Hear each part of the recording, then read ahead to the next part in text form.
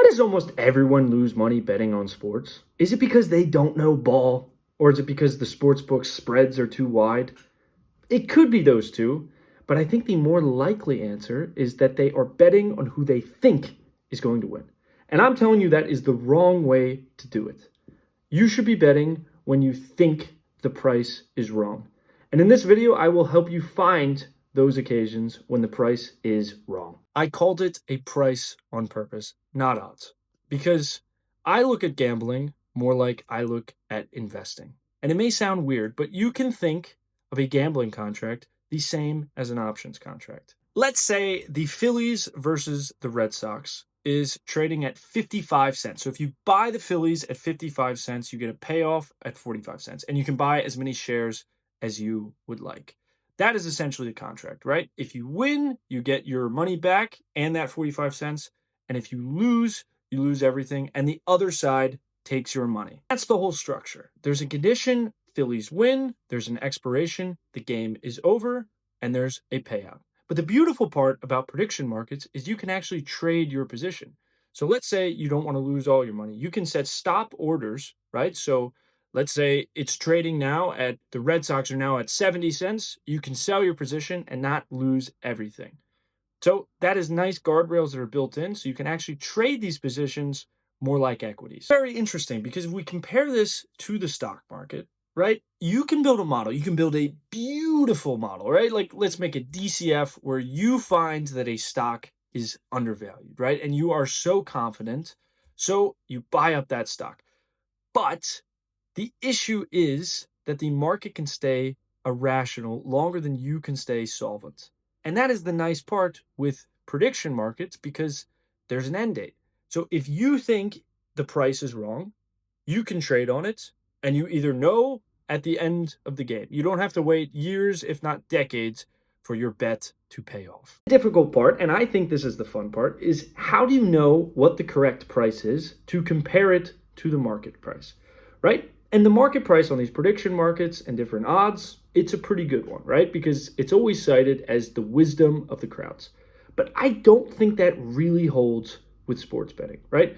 For the wisdom of the crowds to hold, people need to have a different opinion. They need to make independent decisions, and they can't copy each other, and they're not driven by emotions. Sports do not follow those, right? Let's take the World Cup, for example. The World Cup is in America this year, and I'm an American. I'm going to be rooting for the Americans. But the United States soccer team, we kind of suck. We don't really have a real chance to win. I hope we do. And if I were betting on the World Cup, it would be very difficult for me to bet against the Americans. And think about the population of the United States. We have 330 million people. Let's say we're playing against Paraguay or something. Paraguay might be a better team, but there's less Paraguay fans, so the price may be wrong for that game. See, in sports, this pops up all the time, and it's bias. It's bias. And when you have a model, it can get rid of that bias because it just looks at the stats and it just figures out what the correct price should be. And the market doesn't always do that. So that's where machine learning comes in, and I think that is the fun part. Now, if you're unfamiliar with machine learning, people overcomplicate it, but it's pretty simple, right? Take a giant Excel sheet, and you have the Phillies, right? You have all their stats. So you have their batting averages, all the players, how they're doing, the pitcher stats, their ERA, all this data. And you give that to the model. So you just have a row. It's the Phillies, and then you have the Red Sox on that row. So you have home team, away team. And there's all these different stats and all these different columns. And it actually has the win or the loss because we give the computer historic data. So it looks at all of these different stats, and it's like, okay, given these stats, this was the outcome. So it was either a win or a lose for the home or the away team.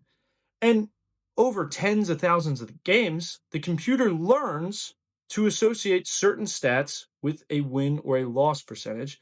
And that is how the computer works. And that's the fundamentals of machine learning. So you give the model a ton of data and you allow the computer to actually learn from that data. And that's why it's called machine learning. That's why I built Oddify. We build algorithms that are an independent prediction of the odds to potentially find out when they're mispriced. Because I believe the future of sports betting is not gambling. I think it's more closely aligned to trading.